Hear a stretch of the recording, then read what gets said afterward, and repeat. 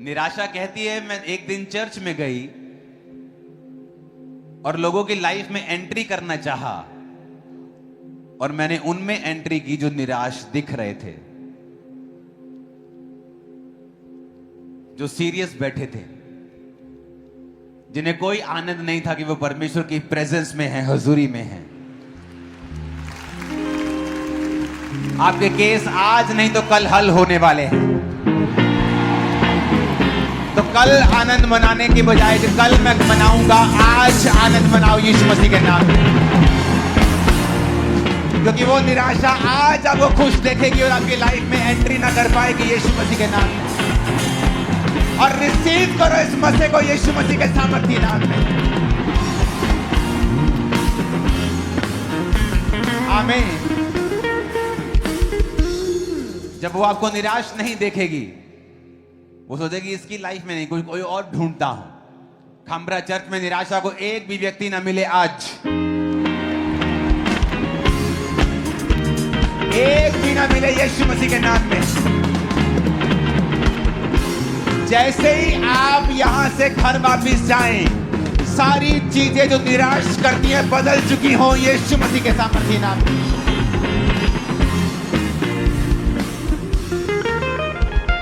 यीशु मसीह ने कहा था तुम अपने फ्यूचर को बना सकते हो।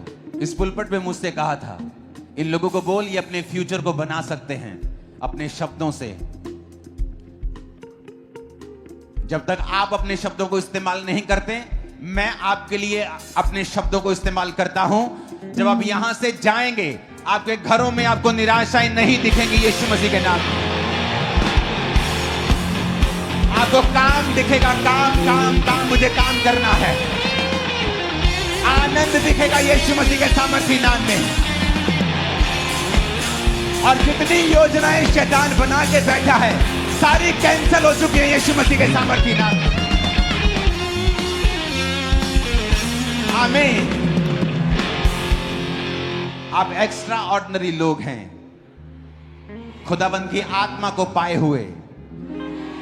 अभी तो परमेश्वर ने मूसा को अपना आत्मा उस तरह नहीं दिया था जिस तरह आपको दिया है। अगर जिसके पास आत्मा नहीं था उस तरह जिस तरह आपको दिया है, और उसने समुद्र को दो भाग कर दिया, इमेजिन करो आप अपनी लाइफ में क्या नहीं कर सकते। क्यों उस वीजा के लिए चिंता करते हो? क्यों उस बीमारी के लिए चिंता करते हो? तुम्हारे अंदर वो आत्मा है जो मूसा के पास भी नहीं था। हालेलुया। खुदाबंद ने तुम्हें वो दिया है जो उसने मूसा को नहीं दिया। वो इंतजार कर रहा था यीशु मसीह का, वो इंतजार कर रहा था परमेश्वर का कि कब प्रभु यीशु मसीह आए, उसका इकलौता बेटा आए, और तब वो आत्मा तुम्हें दिया जाए। वो आत्मा तुम्हारे अंदर है। निराशाएं मर चुकी हैं, बीमारियां मर चुकी हैं, बीमारियां मर चुकी हैं, निराशाएं मर चुकी हैं, डिप्रेशन मर चुका है, डिप्रेशन मर चुका है, बीमारियां बीती बात हैं यीशु मसीह के नाम में। मुझे तरस आ रहा है ले हैंड वाले लोगों के ऊपर, क्योंकि तुम इंतजार कर रहे हो कि तुम पे ले हैंड होगा, जबकि परमेश्वर तुम्हारे बीच में खड़ा है, इस घोषणाओं के द्वारा ले हैंड कर रहा है ऑलरेडी, और तुम हील हो रहे हो, चंगे हो रहे हो, तुम भी हील हो रहे हो, ब्रांचेस हील हो रही हैं। आमीन। ऊंचे वाला चाहिए चर्च। Hallelujah, hallelujah. तुम निराश दिख तो नहीं रहे हो? देखो अपने पड़ोसी को, देख लो जरा, देख लो अपने पड़ोसी को, कोई निराश तो दिख तो नहीं रहा है। देख लो किसी के दांत दिख रहे हैं ना, पूरे दांत वाइट नहीं है, कोई भी मुस्कुरा लो, कोई बात नहीं, दिखने चाहिए। दिखाओ अपने पड़ोसी को मैं खुश हूं, दिखाओ जरा। तुम खुश हो क्योंकि परमेश्वर तुम्हारे अंदर है, क्योंकि तुम्हारे पाप माफ हो चुके हैं। तुम स्वर्ग के अधिकारी और स्वर्ग जा रहे हो, और ये काफी है। मैंने कहा ये काफी है खुश होने के लिए कि आप स्वर्ग के अधिकारी हैं। आमीन। आज एक इंपॉर्टेंट सब्जेक्ट पे मैं बात करने वाला हूं। जो अक्टूबर मंथ में आपकी लाइफ में वेरी इंपॉर्टेंट है, बहुत जरूरी है।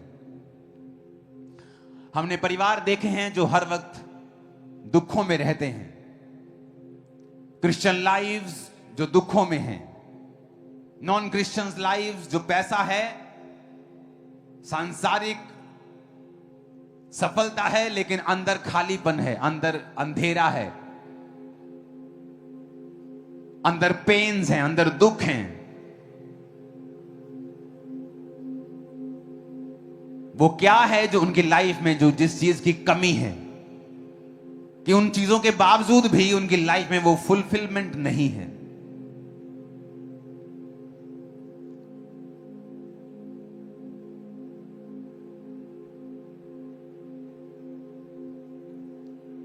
जब आप हिस्ट्री पढ़ते हैं,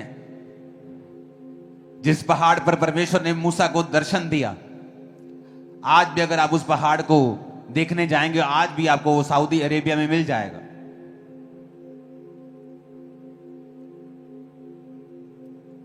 जहां पर नूह की औरत, लूत की औरत खंबा बन गई, वो आपको आज भी जगह मिल जाएगी। जहां नूह की किश्ती रुकी, आपको मिल जाएगी वो जगह। सब जगहें आपको मिल जाएंगी, लेकिन अदन के बाग को अब तक ढूंढा नहीं गया है। क्योंकि अदन का बाग, जिस जगह पर परमेश्वर ने आदम को रखा था, वो कोई सिर्फ सांसारिक जगह नहीं थी, वो फिजिकल जगह नहीं थी। जैसे खामरा एक फिजिकल जगह है जहां हम और आप मिलते हैं हर संडे थर्सडे। हम रोज यहां बैठते क्योंकि परमेश्वर ने हमें एक जगह दी है। सब जगहें बाइबल में डिफाइन की गई हैं और आज भी वहां हैं। यीशु मसीह जहां जी उठे, आज भी आप जहां वहां जाके देख सकते हो। जहां लाजर को जीवाया गया, आज देख सकते हो। जहां पर पतरस की सास को चंगा किया गया, वो घर चर्च आज भी आप देख सकते हो। वो मटके जहां पर यीशु मसीह ने दाखरस बनाया, वो आज भी आप देख सकते हो। लेकिन अदन का बाग कहां है? कोई इसे आज तक डिफाइन नहीं कर पाया। जहां पर आदम को रखा गया था, परमेश्वर ने आदम को रचा और अदन के बाग में रख दिया, आज तक अदन का बाग कहां है लोगों को मालूम नहीं। बड़े बड़े थ्योरी, पीएचडी, डबल पीएचडी, क्या सब पढ़ लिया, लेकिन आज तक मालूम नहीं कर पाए अदन का बाग कहां था। क्योंकि अदन का बाग सिर्फ एक सांसारिक प्लेस, एक फिजिकल प्लेस, एक शारीरिक प्लेस नहीं है। अदन का बाग परमेश्वर की हुजूरी था, परमेश्वर की प्रेजेंस थी, जहां से उसको एक्सेस था। उसके पास चाबी थी कि वो परमेश्वर की प्रेजेंस में कभी भी जा सकता है, उससे बात कर सकता है। जिस तरह याकूब जब जा रहा था, तो बाइबल कहती जिस जगह वो सोया, उसने स्वर्गदूतों को नीचे उतरते और ऊपर चढ़ते हुए देखा। उसने कहा ये तो परमेश्वर का दरवाजा है और मैं वहां पर, यहां पर ये बनाऊंगा, वो बनाऊंगा। उसने वहां पर पत्थर इकट्ठे किए, वहां निशानी लगा दी, जहां पर वो परमेश्वर की विजिट को ले पाया।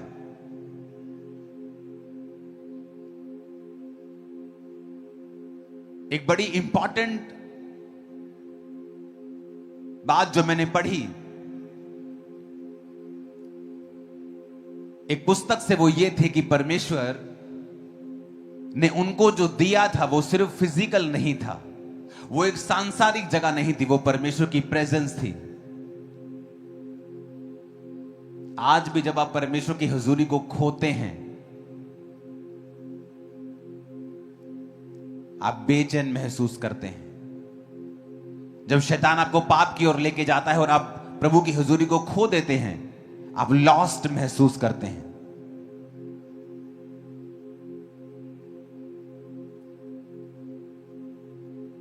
आप कुड़कुड़ाते हैं परमेश्वर के सामने,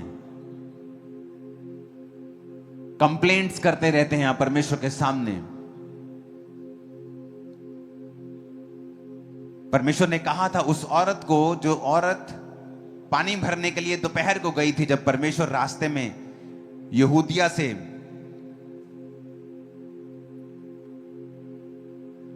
गलील जा रहे थे, तो सामरिया होकर परमेश्वर को जाना जरूरी था। यूहन्ना 4 तो लिखा, वो सामरिया के एक नगर में आया, तो वहां पर कुएं के पास बैठ गया और एक औरत आई और जल भरने लगी दोपहर के समय।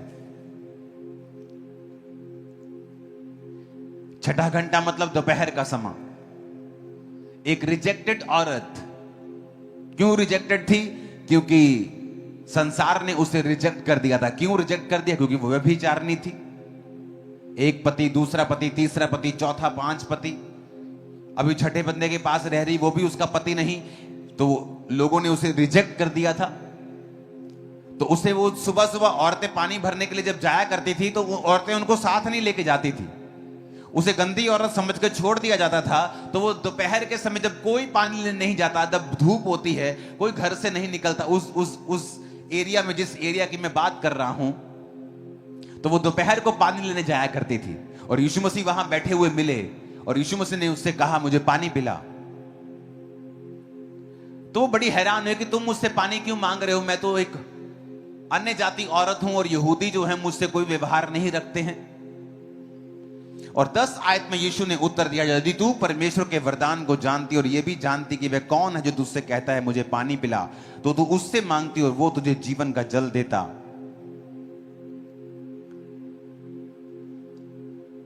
उस औरत ने कहा, प्रभु तेरे पास जल भरने के लिए तो कुछ नहीं है, फिर जल तू कहां से भरेगा? वो तेरे पास कहां से आया? तो 13 आयत में यीशु ने कहा, जो कोई ये जल पिएगा वो प्यासा होगा, परंतु जो कोई उस जल से जो मैं उसे दूंगा अनंत काल तक वो प्यासा ना होगा। वरन जो जल मैं उसे दूंगा, अगर वो उसे पिएगा तो उसमें से वो एक सोता बन जाएगा जो अनंत जीवन के लिए उमड़ता रहेगा। जीसस यहां बात कर रहे थे अपनी हुजूरी की, कि तुम जो पानी दे रही हो, तुम जो लंगर खिला रहे हो, उससे 2 मिनट के लिए पेट भर जाएगा, तुम्हारी चैरिटी हो जाएगी। जो तुम पानी पिला रहे हो, शबील पिला रहे हो, आज तुम चर्च के बाहर पियोगे पानी, तुम पानी पियोगे तुम्हें अच्छा लगेगा, लेकिन वो पानी फिर तुम्हें प्यासा कर देगा। थोड़ी देर में फिर तुम्हें प्यास लग जाएगी, फिर तुम्हें भूख लग जाएगी। जीसस ने कहा, मेरे पास कुछ और है तुम्हें पिलाने के लिए। अगर तुम उसे समझ जाओ, फिर तुम्हें ऐसा कुछ मिल जाएगा कि तुम अनंत काल तक कभी प्यासे नहीं होगे। मैंने बड़े बड़े सेलिब्रिटीज को प्यासे देखा है, क्योंकि उनके पास शारीरिक सफलता तो आ गई है, लेकिन अंदर वो खाली हैं, अंदर वो वैक्यूम महसूस करते हैं, अंदर अभी तक वो फुलफिल नहीं महसूस करते, अंदर अभी तक खाली है, अंदर अभी तक बेचैन है। बड़े बड़े लोग जो सिचुएशन, बड़ी बड़ी पोजीशंस के ऊपर हैं, लेकिन वो बता नहीं सकते उनके अंदर क्या चल रहा है, क्योंकि जीसस ने कहा, तुम ये जल पियोगे तो प्यासे रहोगे, ये रोटी खाओगे तो फिर भी भूखे रहोगे, पर मैं तुम्हें कुछ दे सकता हूं। अगर तू जानती मैं कौन हूं और मैं तुम्हें अगर वो पानी पिलाता, जो जीवन का जल देता, तो कहता, अगर मैं तुम्हें वो जीवन का जल पिला दूं तो तुम अनंत काल तक कभी भी प्यासे नहीं रहोगे।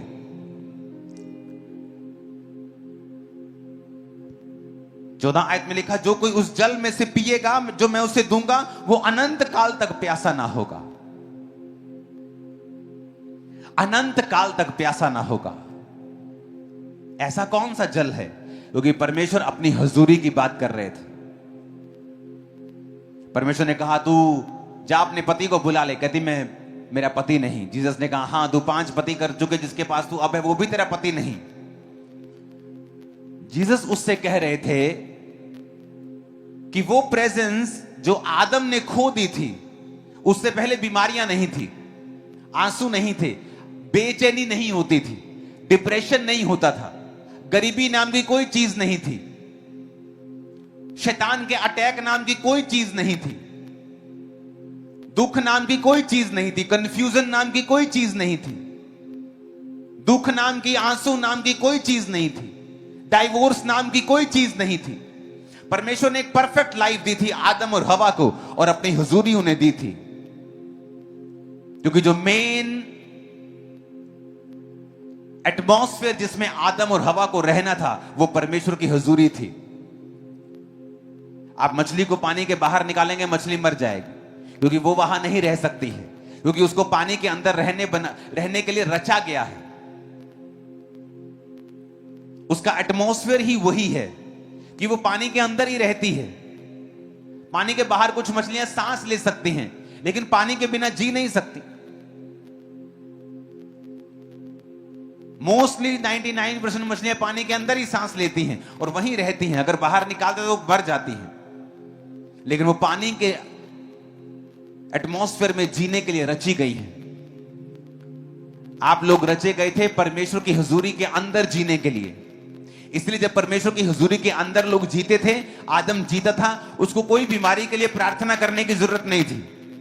आदम को कुछ भी करने की जरूरत नहीं थी, सब कुछ स्मूथ चल रहा था, सब कुछ भला चल रहा था। लेकिन बाइबल कहती जब उन्होंने अपराध किया, पाप किया और परमेश्वर की प्रेजेंस उनकी जिंदगी से चली गई, उसके बाद क्या हुआ? उसके बाद उनकी जिंदगियों में श्राप आए। आदम की संतान ने एक दूसरे को मारा, मर्डर आए, कत्ल आए, अपराध आया, व्यभिचार आया। परमेश्वर की आज्ञा की उल्लंघना करने के बाद वो सब आया जो उनकी जिंदगियों में नहीं होना चाहिए था। जिस तरह मछली की जिंदगी में वो मौत नहीं आ सकती जब तक आप उसको पानी के बाहर नहीं निकालेंगे, क्योंकि वो पानी में रहने के लिए बनाई गई है। जीसस उससे ये कह रहे थे कि मैं अगर तेरे को वो जीवन जल दे दूंगा तो तू प्यासी नहीं रहेगी। तू पति कर चुकी है, तू व्यभिचार कर चुकी है, फिर भी तू प्यासी है, क्योंकि वो औरत क्या अंदर क्या चल रहा था वो औरत को मालूम था। वो खालीपन, वो अकेलापन, वो एक बेचैनी जो परमेश्वर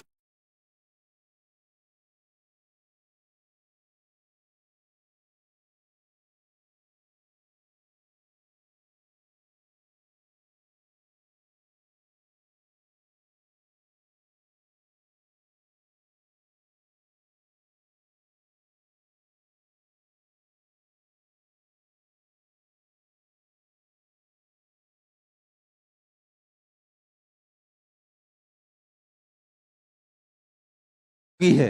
अगर तू तौबा करे, अगर तू मुझे अपना ले, अपना उद्धार करता, अपना मसीह, तो मैं तुझे वो जीवन जल दूंगा, यानी मैं तेरे जीवन में अपनी हुजूरी दे दूंगा और उसके बाद तू कभी भी प्यासी नहीं रहेगी, तू कभी भी भूखी नहीं रहेगी। वो सारा कुछ तेरी लाइफ में आना शुरू हो जाएगा जो तू मांगती है लेकिन पा नहीं रही। वो परमेश्वर की प्रेजेंस, वो परमेश्वर की हुजूरी जिसे आज विश्वासी भी खो चुका है, क्योंकि हर वक्त वो कंप्लेंट करता है, हर वक्त कुड़कुड़ाता है, वो भूल जाता है उसकी जिंदगी में जो 400 तरह की आशीषें हैं और वो कंप्लेंट करता रहता है परमेश्वर से, अगली आशीष के बारे में इंतजार करता रहता है, आगे क्या करना है उसके बारे में सोचता रहता है।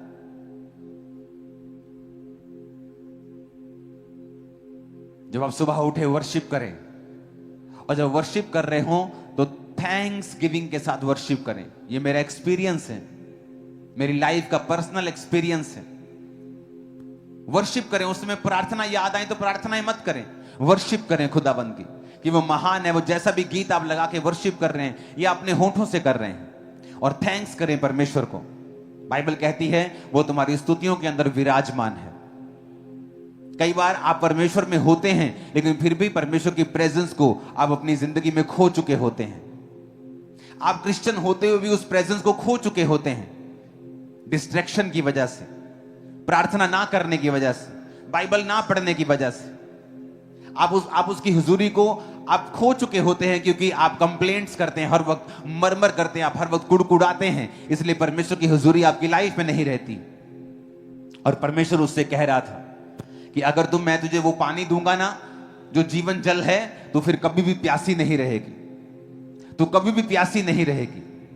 एक क्रिश्चियन होने के नाते परमेश्वर का आनंद, परमेश्वर की ताकत, परमेश्वर की ब्लेसिंग हमेशा आपकी लाइफ पर होनी चाहिए 24 घंटे। एक क्रिश्चियन होने के नाते आपके घरों में परमेश्वर का आनंद होना चाहिए। आज क्यों नहीं है? क्योंकि जहां परमेश्वर की हुजूरी नहीं होगी वहां ये चीजें नहीं होंगी। तो आपको कई बार वो एटमॉस्फेयर खुद भी बनाना पड़ता है। आप मछली लेके आते हैं बाजार से, तो आपको फिश टैंक रखना पड़ता है। अगर आप उस मछली को पालना चाहते हैं तो फिश टैंक में वो पलती, आपको उसके लिए एटमॉस्फेयर तैयार करना पड़ता है। तो परमेश्वर की प्रेजेंस के लिए भी आपको एटमॉस्फेयर रेडी करना पड़ता है। परमेश्वर ने आदम को बनाया, पूरा माहौल बनाया, एटमॉस्फेयर बनाया। उसने सूर्य, चांद, उसने सारा चीजें, सारी पृथ्वी, पेड़ पौधे, जंतु, मछलियां सब बनाया और आदम को बना के उस एटमॉस्फेयर में रख दिया। परमेश्वर आपके जीवन में जब होगा, आनंद होगा, शांति होगी, बरकत होगी, ताकत होगी, कमजोरी नहीं होगी, डर नहीं होगा। लेकिन परमेश्वर की प्रेजेंस को कैसे अपनी लाइफ में लाया जाए, कैसे उस एटमॉस्फेयर को क्रिएट किया जाए, कैसे उस जीवन जल को रिसीव किया जाए कि आप भी परमेश्वर की वही हुजूरी में रह सकें जो परमेश्वर ने आदम को दी थी। पहली बात तौबा करना अपने गुनाहों से, अपने पापों से। इसलिए परमेश्वर ने कहा था, यदि तू जानती तू किससे मांग रही है, तू जानती अगर मैं कौन हूं तो तू मुझसे मांगती। तो अपने पति को, जो तेरा पति है भी नहीं, उसे व्यभिचार को छोड़ के तो मुझसे मांगती। जब आप तौबा करते हैं, आप प्रभु की प्रेजेंस में वापस चले जाते हैं। जब आप परमेश्वर की प्रेजेंस में वापस चले जाते हैं, जिस तरह मछली को पानी में अंदर जाके फिर तसल्ली मिलती है जब उसे बाहर निकाल लिया जाता है और वो तड़पती है, जब वो पानी के अंदर जाती है तब उसे रिलैक्सेशन मिलती है, उसे सुकून मिलता है, वैसे ही सुकून आपकी लाइफ में आना शुरू होता है। आप समझना शुरू करते हैं, हाँ मैं क्यों बेचैन था, क्यों मेरी लाइफ में ये दिक्कतें थी, क्यों मेरी फैमिली में ये प्रॉब्लम्स थी, क्यों मेरे जीवन में ये सारी दिक्कतें, ये सारे श्राप चल रहे थे, क्योंकि मैं प्रभु की हुजूरी से दूर था। फिर आपका परमेश्वर एक ही होता है, 10 परमेश्वर नहीं होते। 10 जगह आप सिरों को नहीं झुकाते हैं, हर जगह सब कुछ नहीं खाते आप परमेश्वर में वफादार रहते हैं, आप प्रभु के साथ अंग संग रहते हैं। और आपको मालूम होता है कि मैं परमेश्वर की प्रेजेंस में अगर रहूंगा तो ये सारी चीजें, सारी बरकतें, ये शांति, ये आनंद, ये परमेश्वर की प्रेजेंस की सारी सुरक्षा परमेश्वर की मेरे जीवन में रहेगी। तो आपको वो एटमॉस्फेयर क्रिएट करना पड़ेगा। कैसे होगा? तौबा के साथ। शैतान क्या चाहता है? वो चाहता है कुछ भी करे, आप मसीह में नहीं, कोई आपको भाव नहीं देता। जैसे आप क्रिश्चियन बनते हैं, आपको सुंदर से सुंदर लड़की अप्रोच करती है। रीजन, क्योंकि शैतान चाहता है आप उस प्रेजेंस से निकल आए, क्योंकि उस सुरक्षा के अंदर वो काम नहीं कर सकता, उस बाड़े के अंदर वो काम नहीं कर सकता। अय्यूब पर उसने कहा था कि परमेश्वर तूने इसके आसपास बाड़ा बना के रखा है, मैं इसको छू नहीं सकता। तौबा करने से आपकी लाइफ में परमेश्वर की प्रेजेंस फिर से रिस्टोर होती है। आप किसी प्रकार का पाप कर रहे हैं या प्रभु से दूर हैं, आप नहीं कह सकते आप तौबा कर चुके हैं, आप क्रिश्चियन हैं, अगर आप रोज 2.5 घंटे प्रार्थना नहीं करते हैं, आप 1-1.5 घंटा प्रार्थना, 1 घंटा बाइबल नहीं पढ़ते हैं, आप नहीं बोल सकते परमेश्वर की प्रेजेंस आपकी लाइफ में है। जब आप परमेश्वर की प्रार्थना करते हैं, जब आप तौबा करते हैं, तो परमेश्वर की हुजूरी आपकी लाइफ में आपको लिविंग, आपको जीवित महसूस होती है। जब आपको वो जीवित महसूस होती है, आपको मालूम होता है कि ओह, ये प्रॉब्लम का हल क्या है, मुझे किस तरह से आगे बढ़ना है। कंफ्यूजन्स दूर होना शुरू होती हैं। अपने बच्चे के लिए क्या करूं, कौन सा बिजनेस करूं, क्या करूं, कंफ्यूजन दूर होती हैं जैसे आप उसकी हुजूरी में जीना सीखते हैं, क्योंकि आपको परमेश्वर की प्रेजेंस में जीने के लिए ही क्रिएट किया गया था। आप अगर अपनी जिंदगी का पूरा आनंद लेना चाहते हैं तो आपको उसी प्रेजेंस में, उसी एटमॉस्फेयर में वापस आना पड़ेगा, नहीं तो तब तक आप बेचैन रहेंगे, तड़फते रहेंगे और कुछ भी हासिल नहीं होगा।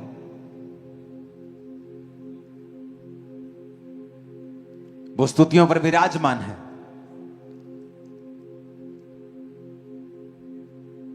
स्वर्ग परमेश्वर का सिंहासन है, पृथ्वी उसकी चौकी है। परमेश्वर स्वर्ग में नहीं रहता, वो देखे सिंहासन है उसका। परमेश्वर ने स्वर्ग को बनाया है। स्वर्ग को बनाने से पहले फिर वो कहां रहता था? वो हाउसलेस थोड़ी था, वो होमलेस थोड़ी था, वो फिर वो कहां रहता था? बाइबल कहती है परमेश्वर स्तुतियों के बीच में विराजमान है। इसलिए परमेश्वर ने अपने चेलों को प्रार्थना करना सिखाया था कि जब तुम प्रार्थना करो, बोलो ऐ हमारे बाप तू जो आसमान में है, तेरा नाम पाक माना जाए। यानी जब तुम प्रार्थना शुरू करो तो वर्शिप शुरू करो। आज हम प्रार्थना जब शुरू करते हैं, सीधा ही कंप्लेंट, हे परमेश्वर तू नहीं जानता आज मैं कितना दुखी हूं, तू नहीं जानता आज मैं कितनी दुखी, सीधा कंप्लेंट। और परमेश्वर की हम बोल लेते हैं, हम कंप्लेंट कर लेते हैं, प्रार्थना कर लेते हैं, और क्या देखते हैं? हमारे जीवन में कुछ भी बदला नहीं। सिर्फ मन की भड़ास हमने निकाली है और कुछ भी बदलाव हमारी जिंदगी में नहीं हुआ है। जब तक हम सिस्टम से नहीं चलेंगे। कई बार आपको कंप्यूटर में बड़ी जल्दी होती कि मुझे ये जल्दी जल्दी करना है, लेकिन वो आपसे मांगता है, okay do you want to do this, then click this and then this, अब दिस, अब बोलेंगे जल्दी जल्दी कर दे। आप जितना जल्दी करेंगे वो आपको उतना लेट कर देगा, आपको फिर से करेगा। ओके देन गो अगेन, फिर से फॉर्म भर अपना। फॉर्म में एक गलती होगी, जल्दी जल्दी भर, फिर से भर अपना फॉर्म। वो और फ्रस्ट्रेटिंग होता जाता है प्रोसेस, क्योंकि आप और जल्दी करना चाहते हैं। आप बैठते कंप्लेंट करना चाहते हैं, आप प्रभु को बताना चाहते हैं कि आपके बेटे ने आज आपको गाली दी है, आपके आपके आपके हस्बैंड ने शराब पी के आपको उसको मालूम है, वो अंधा अंधा थोड़ी है, वो उसने आपको आंखें दी, उसको पता है कि आपके हस्बैंड ने आज आपको गाली दी है, उसको पता है कि आज आपके बिजनेस में आपका बैड डे था, उसको पता है। हो सकता है वो उन सिचुएशंस को यूज कर रहा हो आपको अपने करीब लेके आने के लिए। तो परमेश्वर ने हमें मैनुअल दिया है कि जब तुम परमेश्वर की प्रेजेंस में जाओ तो किस तरह करो। ऐ हमारे बाप तू जो आसमान में है, तेरा नाम पाक माना जाए, तेरा राज्य आए।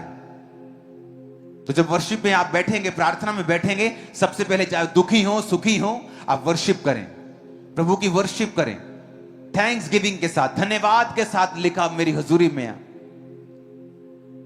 फाटकों में प्रवेश कर थैंक्स गिविंग के साथ, आंगनों में प्रवेश कर धन्यवाद के साथ, थैंक्स गिविंग के साथ, स्तुति करते हुए प्रवेश कर। और जैसे ही आप ऐसा करना शुरू करेंगे, आप नोटिस करेंगे परमेश्वर की जो प्रेजेंस है आपकी लाइफ में वापस आना शुरू हो गई। और ये मेन चीज होगी, main, this is the most important thing आपकी लाइफ में। आप अपने बिजनेस में हैं और आप 6 महीने से दुखी हैं, मैं क्या करूं परमेश्वर। आप क्रिश्चियन हैं, आप गुड मैन हैं, अच्छे आदमी हैं, फिर भी आप सफर कर रहे हैं। आप क्रिश्चियन हैं, गुड गर्ल, फिर भी आप सफर कर रही हैं अपनी बीमारी में। आपको सीखना पड़ेगा किस तरह से आपको बाहर आना है, इसको प्लेन करना। आपको सीखना पड़ेगा आपको कैसे बाहर आना है इन चीजों से। केवल प्रभु की हजूरी है जो आपको एक लेवल से आपको हायर लेवल पे लेके जा सकती है। सिर्फ प्रभु की प्रेजेंस है वो जो कर सकती है। आपको ये मालूम होना चाहिए।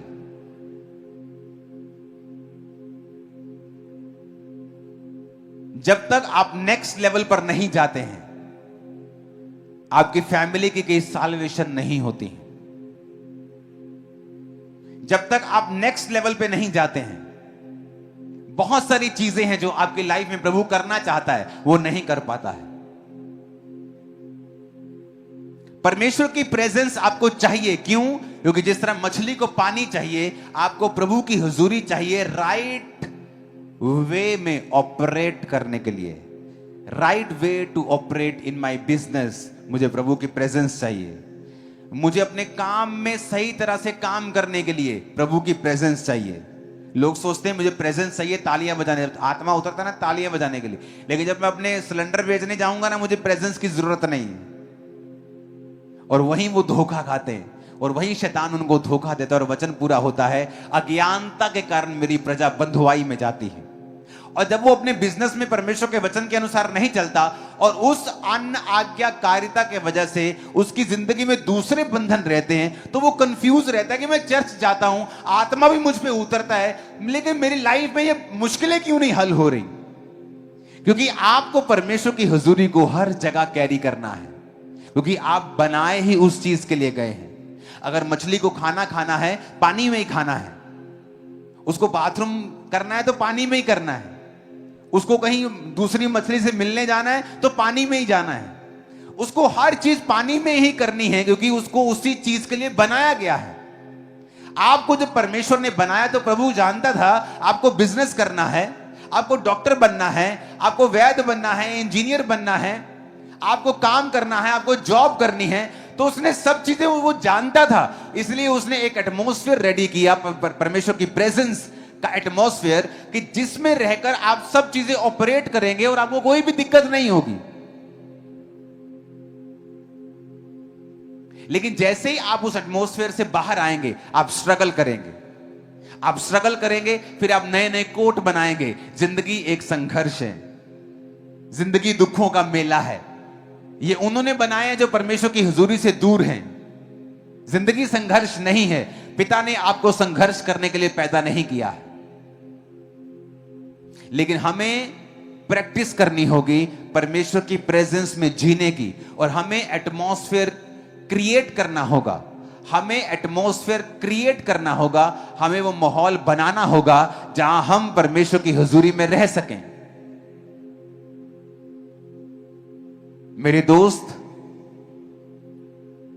जो परमेश्वर में नहीं थे, जब मैं परमेश्वर में आया मैं उनसे अलग हुआ, क्योंकि मुझे वो एटमॉस्फेयर अपनी लाइफ में बनाना था जहां मैं परमेश्वर की प्रेजेंस में ही रह सकूं।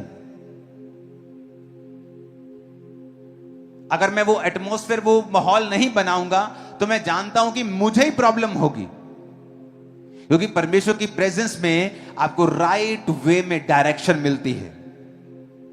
आप शांत होते हैं, शांति आपके अंदर होती है, आनंद होता है। परमेश्वर आपको गाइड करता है, आपको बताता है किस तरह से अपनी लाइफ में चलना है, और जब वो प्रेजेंस आपके अंदर होती है तभी आप समझ पाते हैं उस प्रेजेंस को, जिसके बिना आप कुछ नहीं कर सकते हैं। उसको, उस एटमॉस्फेयर को बनाने के लिए सबसे पहला काम है कन्फेशंस। अपने पड़ोसी को बोलो अंगीकार करना।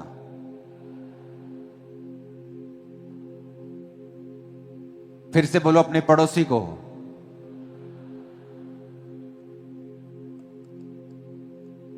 ओके, बोलो अंगीकार करना। फिर से इसका रबड़ भी ऑन करना। सेकंड, अपने पड़ोसी को बोलो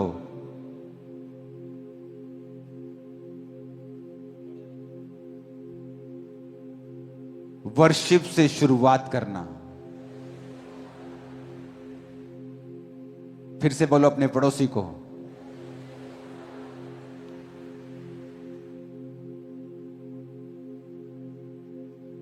और धन्यवाद देना। फिर से बोलो अपने पड़ोसी को। जब आप परमेश्वर के प्रेजेंस को पाना चाहते हैं अपनी लाइफ में, ऐसा कोई पाप नहीं होना चाहिए जो आपने अंगीकार नहीं किया है, या आप जानबूझ के जिस पाप में रह रहे हैं, अगर आपकी लाइफ में वो है, आप लाखों चंदा देने वाले हों, करोड़ों चंदा देने वाले हों, चर्च में ऊंची आवाज में आमीन बोलने वाले हों, कोई काम नहीं आने वाला वो आपके। कन्फेस करना, जब आप प्रार्थना में जाएं तो कभी भी गलती ना करें कि जाते ही कंप्लेंट करके, जाते राशन लिस्ट की तरह परमेश्वर को अपनी राशन लिस्ट दे दें। कभी ऐसा मत करें। वर्शिप से स्टार्ट करें और थैंक्स गिविंग दें। जो आपके पास है उसके कोड़ों के लिए, उसके लहू के लिए, आप स्वर्ग के अधिकारी हैं उन चीजों के लिए। हमेशा प्रार्थना में जब जाएं तो थैंक्स गिविंग के साथ, वर्शिप के साथ स्टार्ट करें।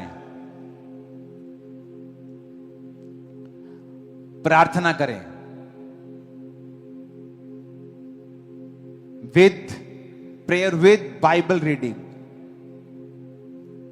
मैंने उन लोगों को हमेशा बैलेंस देखा है जो प्रार्थना और बाइबल इकट्ठी करते हैं। जब उन्होंने बाइबल पढ़ी तो प्रार्थना करते हैं, जब प्रार्थना पढ़ी उसके बाद बाइबल पढ़ते हैं। ये बेस्ट कॉम्बिनेशन है। इमेजिन करो आप अकेले चावल खा रहे हैं और रात को सिर्फ दाल खा रहे हैं, और जब आप दाल चावल इकट्ठे खाते हैं उसका असर और अकेले चावल खाने का असर आपको उस जिस तरह ये महसूस हो रहा है ना, उससे कई लाख करोड़ गुना बाइबल पढ़े बिना, प्रार्थना और प्रार्थना के बाद बिना बाइबल, ये वही है चीज है। अगर आपको प्रॉपर न्यूट्रिएंट्स चाहिए अपनी आत्मा के लिए, प्रॉपर आपको खाना चाहिए अपनी सोल के लिए, तो जब बाइबल पढ़ें तब प्रार्थना करें।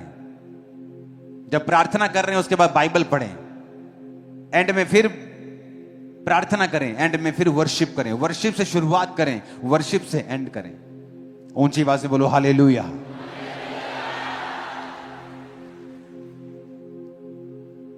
परमेश्वर की प्रेजेंस का आपको अगर माहौल चाहिए, वो एटमॉस्फेयर आपको क्रिएट करना है, जिसके लिए, जिसके अंदर आपको रहने के लिए बनाया गया है, उसके अंदर सब आसान है, उसके अंदर मुश्किल नहीं है, फ्रस्ट्रेशन नहीं है।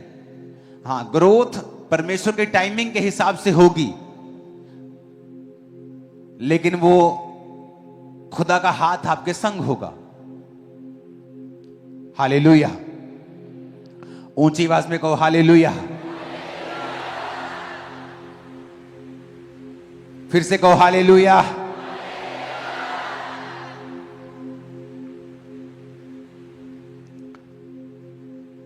और अगर आपने एटमॉस्फेयर को नहीं बनाया, इमेजिन करो आप अपने घर में हैं और 24 घंटे आपके घर में टीवी चल रहे हैं, 24 घंटे आपके घर में टीवी ऑन है। मैंने विश्वासी देखे 24 घंटे टीवी ऑन है, उनके उनके उनके जो लॉबी है वहां टीवी ऑन है हर टाइम। कभी वहां कलर्स चल रहा है, कभी वहां सोनी चल रहे हैं, एवरी टाइम। आपको लगता है परमेश्वर की हुजूरी वहां रहेगी?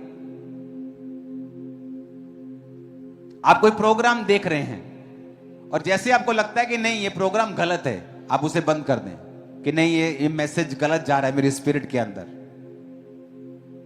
क्योंकि आपको परमेश्वर की प्रेजेंस उस माहौल में रहना है। और शैतान का यही काम रहता है कि आपको उस माहौल से बाहर निकाला जाए, उस प्रेजेंस से आपको बाहर निकाला जाए।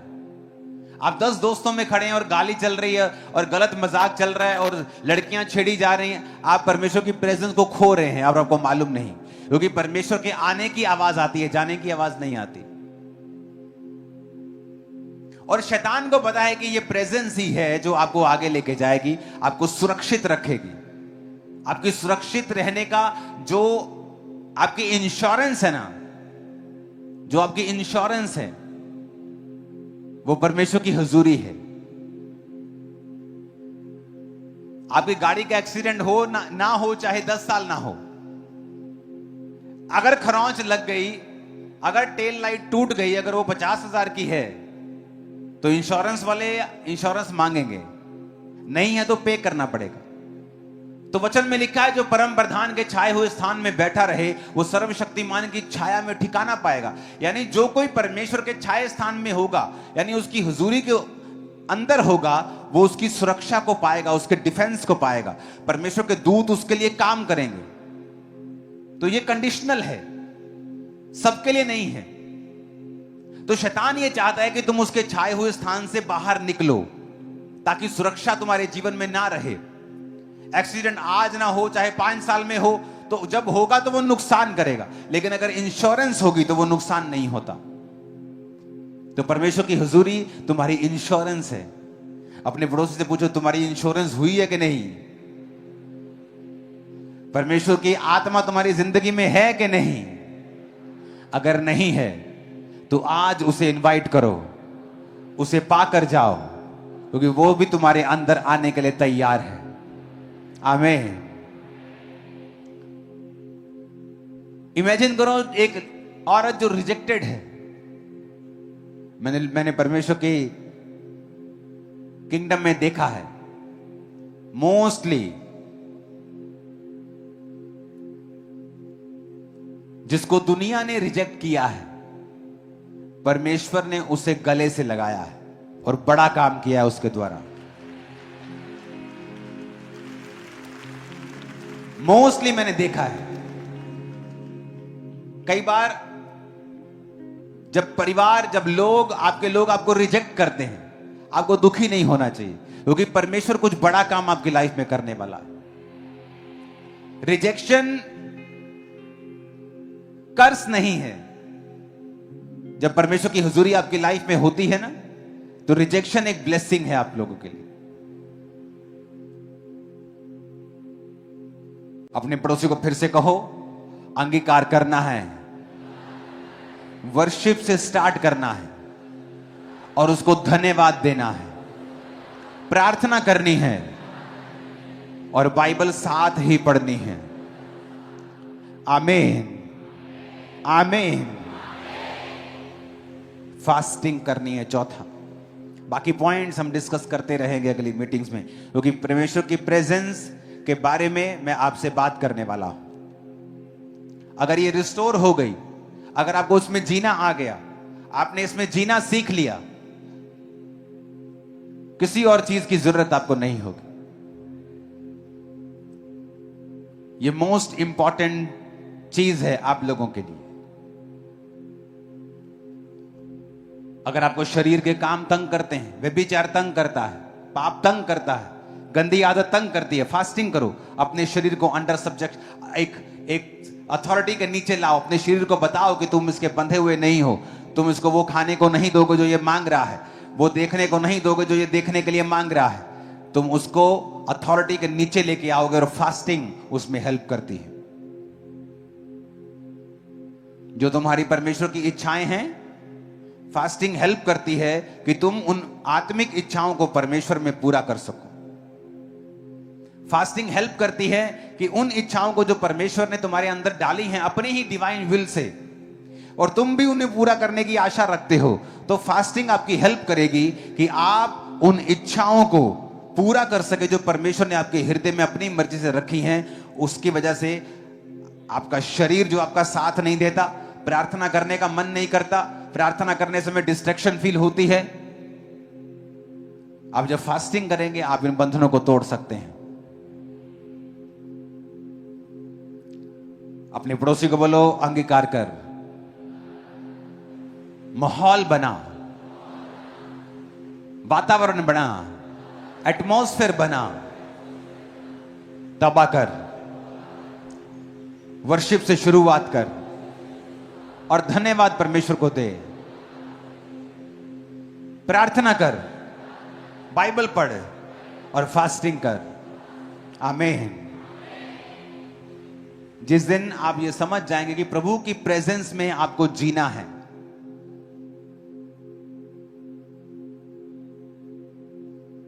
मैंने आपको कहा था कि क्यों जीसस क्राइस्ट की लाइफ में जब मरियम ने कहा कि बेटा कुछ कर, दाखरस कम हो गया, क्योंकि वो जानती थी कि ये मिरेकल करता है। आप जब परमेश्वर की प्रेजेंस में रोज जीते हैं ना, एवरी डे आप उसकी प्रेजेंस में जीते हैं और आपको उस प्रेजेंस में जीने का आपका एक जीवन बन गया है। मैं आपको प्रॉमिस करता हूं, आप जहां भी जाएंगे, किधर भी, वहां मिरेकल्स होंगे खुदावंद के। आप जहां भी जाएंगे, आप जिस देश में जाएंगे वहां कुछ होगा जो पहले कभी नहीं हुआ। आप जहां भी जाएंगे कुछ ऐसा होगा जो पहले कभी नहीं हुआ। लोगों को निशानी मिलेगी कि परमेश्वर की प्रेजेंस इस व्यक्ति के साथ है।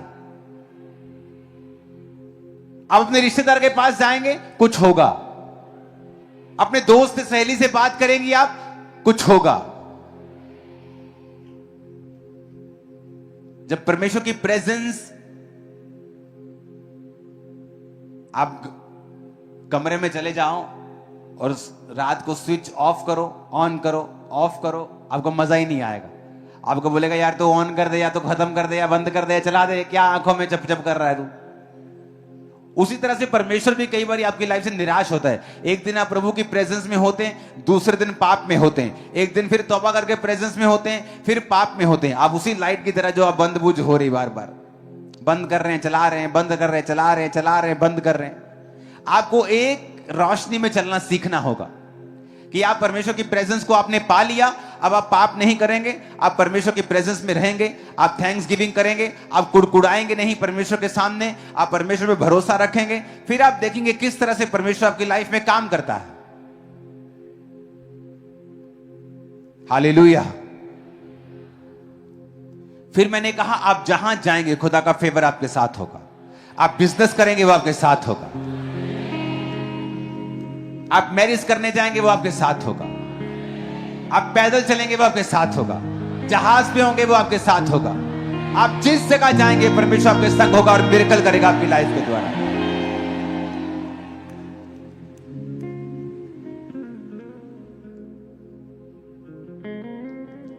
हालेलुया। तैयार हो उसकी प्रेजेंस में जीने के लिए? आज पास्टर्स उसकी प्रेजेंस के बिना है। Visit visit visit visit visit visit visit, prayer की नहीं, विजिट ही करते रह गए, या तो प्रेयर ही करते रह गए, लोगों को ध्यान ही नहीं दिया। हमें बैलेंस रखना परमेश्वर ने सिखाया है। हालेलुया। जब परमेश्वर की हुजूरी आपकी लाइफ पे नहीं होगी, मूसा जानता था कि परमेश्वर की प्रेजेंस को वो कैरी करता है। इमेजिन करो, मूसा के अंदर अगर परमेश्वर की हुजूरी ना होती, इधर 15 लाख लोग बैठे हैं, उधर सामने समुद्र है, इधर पीछे फिरौन आ गया। इमेजिन करो मूसा की हालत, लोगों की हालत क्या होती अगर मूसा के अंदर परमेश्वर की प्रेजेंस ना होती। इमेजिन करो, मुझे आपको लीड करना है और अगर मेरे अंदर परमेश्वर की प्रेजेंस ना हो, आपकी जीवन कैसे होंगे? आप इमेजिन करो। बाइबल कहती है मूसा ने लोगों को ठहराया जो लोगों के मसलों को हल करते थे। मूसा तंबू में रह के प्रार्थना करता था और लोगों को परमेश्वर के वचन सुनाता था और मालूम होता था कि हां, वाकई इस जगह के ऊपर, इजराइल के ऊपर परमेश्वर की हुजूरी है। अपनी लाइफ के सारे गलत काम त्याग दो, क्योंकि एंड में आपको सिर्फ निराशा होगी। हर फ्रेंडशिप, फ्रेंड के पीछे एंड लगता है। वो कितना मर्जी पक्का क्यों ना हो, उसके पीछे एंड लगता है। एक फैमिली के पीछे एंड नहीं लगता। एक परमेश्वर, उसकी प्रेजेंस, उसकी हुजूरी, हर चीज का एंड हो जाएगा। आपका बेस्ट फ्रेंड आपको निराश कर देगा एक दिन। आप सोचेंगे कि ये मेरा दोस्त है, ये मेरी हेल्प करेगा, पर आप निराश होंगे और आपको लगेगा शायद प्रभु का फेवर आप पे नहीं है, शायद परमेश्वर की अनुग्रह आप पे नहीं है। परमेश्वर कहता नहीं, मेरा अनुग्रह तेरे ऊपर है, लेकिन मैं चाहता हूं कि तू सिर्फ मेरी ओर देखे। तेरी सुरक्षा का भरोसा सिर्फ मैं होना चाहिए और मैं तेरे लिए रास्ता निकालूंगा।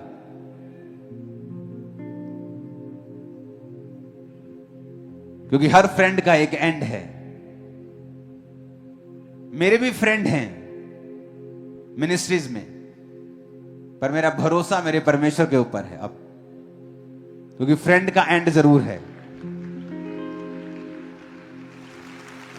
तो वो फ्रेंडशिप जिसके कारण आप परमेश्वर के प्रेजेंस के साथ कॉम्प्रोमाइज कर रहे हो, एक दिन श्योरली 100% मेरी बात को लिख लो, आपको निराश करेगा और आपका टाइम वेस्ट करेगा। कि आपने अगर आज परमेश्वर के वचन को सुनकर माना होता, तो वो 5 साल, वो 10 साल आप निराशा में जो आपने वेस्ट कर दिए, एक आदमी के पीछे लग के, एक औरत के पीछे लग के, एक रिलेशनशिप में जो नहीं थी सही, आप 10 साल बाद कहेंगे काश मैंने पहले सुना होता, काश मैंने पहले माना होता, सुन तो लिया था। अपने हाथों को उठाओ, कहो खुदाबंद मैं अंगीकार करता हूं